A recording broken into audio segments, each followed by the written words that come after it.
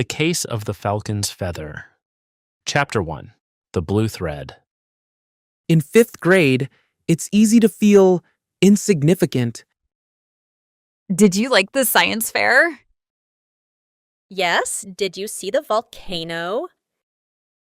After the assembly, I get to go home.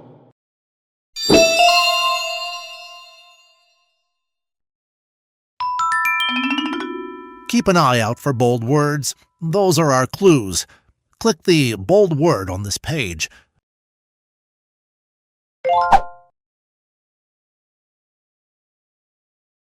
Insignificant.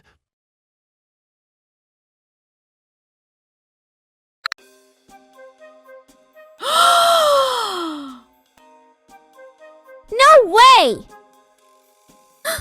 It's gone! Someone actually stole the falcon's feather!